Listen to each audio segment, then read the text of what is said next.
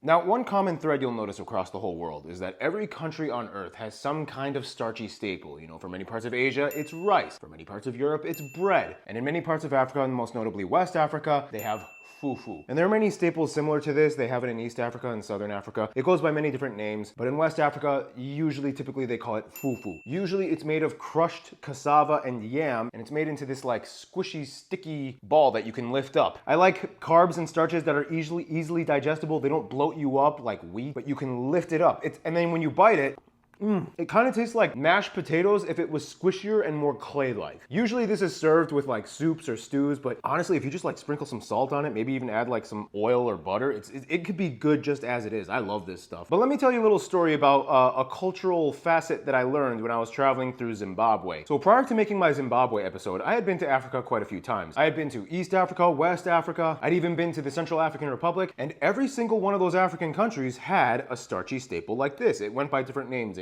In East Africa, they called it ugali. In the Central African Republic, they called it manioc. But it was all basically the same thing. Crushed, pounded cassavas and yams, and they made it into this sticky, squishy little ball, and you always had to grab it with your hands, dip it in the stew, and eat it like that. And it was so good. And I always learned to do it that way with this type of starchy substance. But when I went to Zimbabwe, they served us nshima, which is basically their version of the same thing. I was very familiar with it. I had it in Tanzania. They called it ugali. So immediately my brain was like, okay, I've already had this in Tanzania. What they did was they grabbed it with their hands, they dipped it in the stew, and then they ate it just like that. So when I was in Zimbabwe, I was like, okay, this is probably the exact same thing. I'm just gonna eat it just like the way that the Tanzanians taught me. So I sat down and I started eating the nshima with the stew. And I'm just sitting there happily. I'm like, oh yeah, I know how to do this. Yeah, I'm just gonna do exactly like the way I've done it in all the other African countries. Yeah, this is nothing. I already know how to do this. But when I did that, all the Zimbabwean people were staring at me. They're like, what the hell are you doing? And I was like, what? Like, I've eaten this before. I'm in Tanzania, in West Africa, Central African Republic. Like, I'm supposed to use my hands, right? And they were like,